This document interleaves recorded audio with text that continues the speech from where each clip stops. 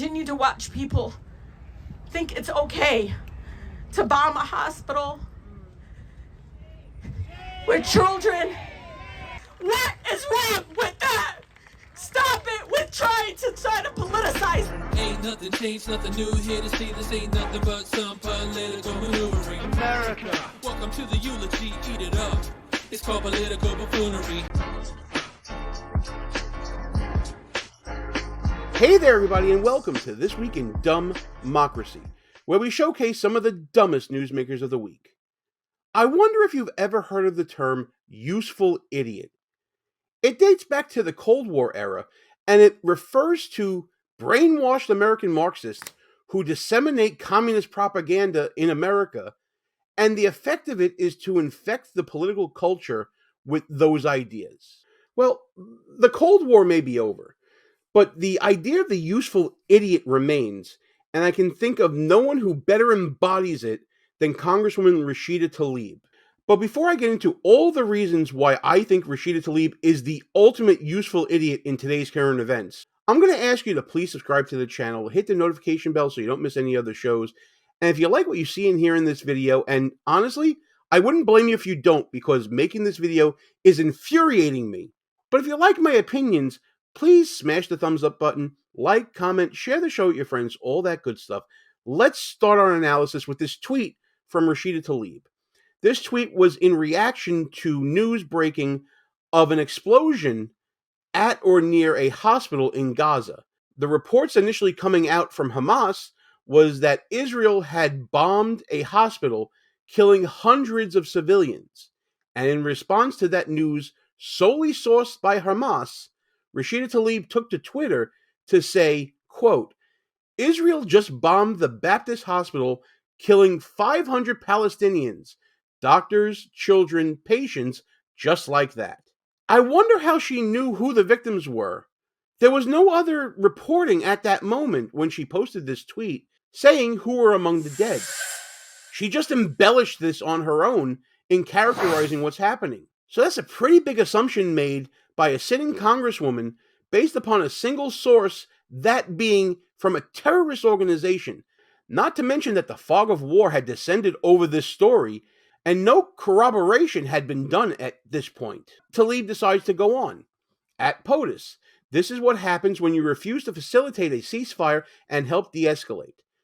I'll refer you back to previous videos I made about Tlaib and the Socialist Squad with their talking points in response to the Israel-Hamas war. One of the main points that was always brought up by the squad is this idea of ceasefire and de-escalation, which I argued then and I argue now is tantamount to arguing that Israel has no right to defend itself when Hamas launches thousands of missiles at their civilian population. Your war and destruction-only approach has opened my eyes, and many Palestinian Americans and Muslim Americans like me, we will remember where you stood. Now, this is an escalation of previous rhetoric. Before, it was all about Palestine, it was all about Gaza. She's expanding the pool of the aggrieved beyond Palestine to all Muslim Americans. This is ramping up rhetoric. Now, if this were true, I think that people would be justified in condemning Israeli action in destroying a hospital and killing civilians. But it turns out that this is not true. If you go further down the post, you'll see not one, but two community notes. One of them says that using geolocation from the live stream of the explosion, it appears a misfired rocket was launched from inside Gaza, and provides a link to that analysis. Now, I'm no expert in geolocation. I'm no expert in weapons of war. I couldn't tell you if any of this is correct or not. But the next community note says that the U.S. has collected, quote, high-confidence intelligence, showing that the explosion at a hospital compound in Gaza was caused by the militant group Palestinian Islamic Jihad, not an Israeli strike.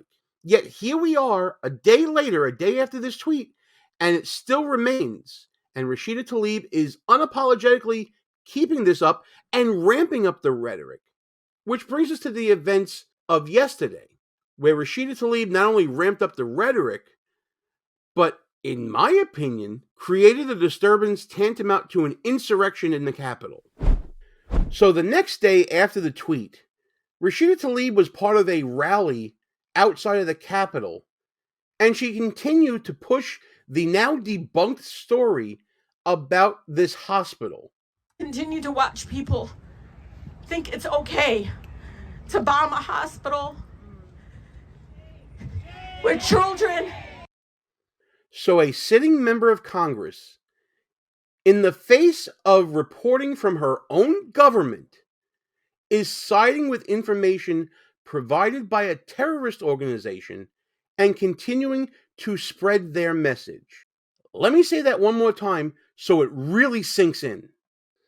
A sitting member of Congress, in the face of U.S. intelligence to the contrary, is spreading information propagated by a terrorist organization. If that doesn't scare the crap out of you, wait, it gets worse. You know what's so hard sometimes is watching those videos and the people telling the kids don't cry and like let them cry.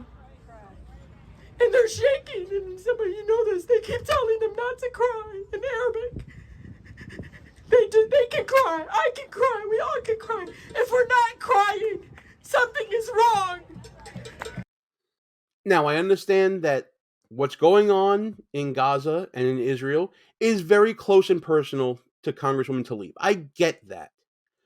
But this is a political rally. What she's doing here is emotionally hijacking the entire crowd. She is using emotion to inflame the crowd, to rally the crowd, which is what you do at rallies, right? And doing so by first espousing a lie sourced back to a terrorist organization. I want you to really try to grapple with this concept of a member of Congress using a lie to inflame a crowd emotionally outside the Capitol. I'm getting insurrection vibes. I don't know about you. And so I'm telling you right now, President Biden, not all of America's with you on this one. And you need to wake up and understand that. Let's examine that for a moment, shall we? So this is a poll released by Quinnipiac, one of my alma maters, stating that 85% of voters are concerned that the Israel-Hamas war will escalate into a wilder war in the Middle East. But when you go through the reporting here, here's what we find. The poll was conducted from October 12th through October 16th. Voters, 76 to 17, think supporting Israel is in the national interest of the United States. When you break it down further, 84% of Republicans say that, and 76% of Democrats say that, with 74% of independents agreeing that supporting Israel is in the national interest of the United States. So when Rashida Tlaib goes on a stage in front of a crowd, starts spouting out lies from Hamas, even though U.S. intelligence has refuted it and debunked it, and then starts emotionally hijacking a crowd and starts screaming that America is not with the president at this point, she's dead wrong. In fact, I haven't seen unifying numbers like this in a very long time. But back to the propaganda fest. We are literally watching people commit genocide and killing a vast majority just like this, and we still stand by and say nothing. We will remember this, but all of you, you need to know, I swear to God, Wahiyat Allah, you are on the right side of history. You're doing everything possible to save lives. So you're on the right side of history by listening to a woman who is spreading, I'm going to say it again because it's got to sink in, who is spreading the propaganda of a terrorist organization, using the same language she used in that tweet the day prior to this rally. What is wrong with that? Stop it with trying to politicize this. Did she really just say that? Did she really just say, stop politicizing this issue at a political rally? Are you kidding me? She's the embodiment. She's the definition. She's the archetype of the useful idiot. I'm going to be real with you all. My colleagues, many of them, I usually don't talk smack about them. No, I'm usually considerate because I don't like them policing me, so I don't police them. And here we go. Hey, Democrats, if you're watching this, I doubt you are, but if you're watching this is directed at you guys. Pay attention. But as an American, not just as a member of the United States Congress, I am ashamed. I am ashamed that they're saying, not yet, maybe next week. Shame! Shame! Not yet, Rashida. Maybe in a couple of days. How many more have to die? Did you hear that? Capitulate to her agenda. This is exactly the same message that the Socialist Squad has been putting out since those rockets were sent at Israel. This should be a wake-up call to every Democrat in Congress, every voting Democrat across the nation. This is who you've chosen to ally with. You've chosen to side with people who use terrorist propaganda. This was your choice. One more! And to my president, to our president. And here you go, going straight to the top now, to the leader of her party. Yes, he's still on. Well, hold on. I want him to know, as a Palestinian American, is also somebody of Muslim faith, I'm not going to forget this. And I think a lot of people are not going to forget this. And it's not a threat. Pro tip to everybody listening out there. When someone says this is not a threat, it probably is a threat. It isn't. They think we're joking. I mean, I think the White House and everyone thinks that we're just going to sit back and let this just continue to happen. No. The fact of the matter is, our lives are not safe with you or the forever impeached president. You gotta know the White House heard that. Tlaib is comparing her contempt for Biden with her contempt for Trump. When are we going to feel safe? When are we going to stop funding continued, literally, oppression of indigenous communities? When are we going to say enough? It makes me so angry to have to say, but I'm telling you, I'm talking to people that literally are like me. They literally believed in this party that was supposed to be inclusive of all of our opinions and our views and our political stance and all of these things. But what is starting to get really, really, really clear and very loud is that somehow many of us in this room, because of our political opinions, because maybe our faith is a certain faith, maybe because our ethnicity is a certain ethnicity, that somehow we're subhuman. Well, isn't that the definition of inclusivity? To totally discount any opposing viewpoint? And she's using those tactics against Democrats. I love to see that, frankly, because they're getting a dose of their own medicine here. The same bile that Rashida Tlaib and her Socialist Squad and those supporters of her have been using against Republicans are now being turned against Democrats who disagree with her about Israel and Hamas. Because nothing says inclusivity like justifying thousands of rockets being shot at a civilian population. Because for Tlaib, everything bad that happens is Israel's fault, and everything Hamas does is justified because it's Israel's fault. When Hamas fires 1,000 rockets at civilian populations in Israel, it's justified because they're oppressed. But when Israel retaliates and sends warnings to innocent Palestinians to clear an area, that is, quote, war and destruction only policy and must be condemned at all costs.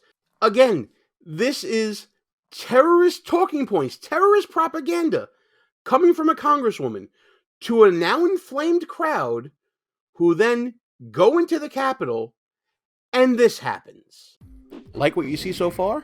Go ahead and smash that thumbs up button. Also, leave us a comment and tell us what you're thinking. And don't forget to subscribe so you never miss another show.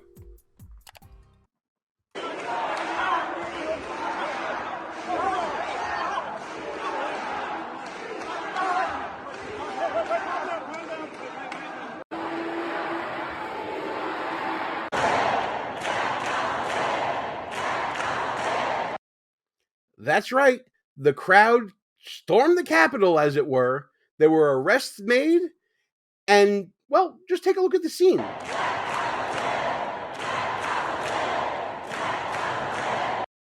I know that you know exactly where I'm going with this, but I want you to soak it all in.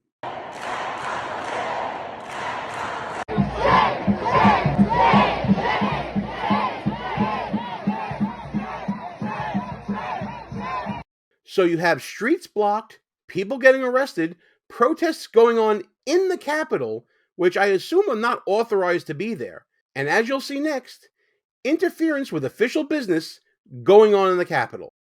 Now is not the time to play political games. We need to make sure that the other nations and terrorist groups do not... Now is not the time to play political games. How many bombs need to be dropped on Gaza before we call for a ceasefire? How many children need to be killed? Our families are dying. Our families are dying. We need a ceasefire now. We need a ceasefire now. Ceasefire now.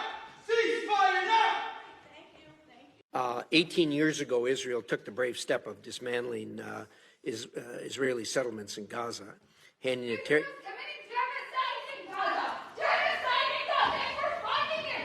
We're funding it. Senators, 800 international human rights lawyers called on states to intervene to stop a genocide in Gaza. Palestine, Palestinians need freedom. Freedom. They're being taken. Now imagine if this was happening on January 6th, where protesters actually got into the room where things are happening and started protesting like this. We've seen the reaction to January 6th from the left, calling it insurrection, calling it worse than 9/11. We've seen all the rhetoric. Well, you know what? Keep up that same energy, Democrats, for this quote-unquote insurrection. Either both are insurrections and people who were in the Capitol, who got arrested, who got taken out, who interfered with official operations, either they get punished to the fullest extent of the law, like those on January 6th have been, or none of them should. Either they're both insurrections, or neither are insurrections. It's your choice. The ball's in your court, Democrats. So to summarize, a sitting member of Congress reacted to a singly sourced news story from a terrorist organization, embellished upon that news story with assumptions that she made herself, and even after that news story was debunked by U.S. intelligence, still ran with the narrative from the terrorist organization, repeated those allegations that had been debunked at a rally, which inflamed the emotions of a crowd gathered outside the Capitol, who then went into the Capitol, where arrests were made and official business was interfered with. Kind of sounds like what a certain former president has been charged with, don't you think? It's clear that Rashida Tlaib is a useful idiot, but it's worse than any cold era useful idiocy. She's doing this for a terrorist organization.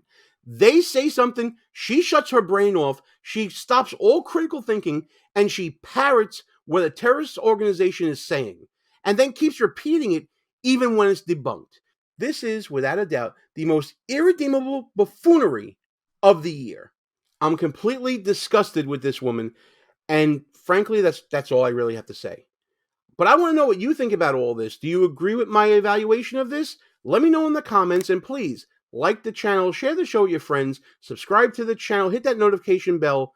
I want to have conversations with you about Rashida Tlaib and her useful idiocy, and any other buffoonery or shenanigans that you want to talk about that's going on every day this week in DUMBmocracy.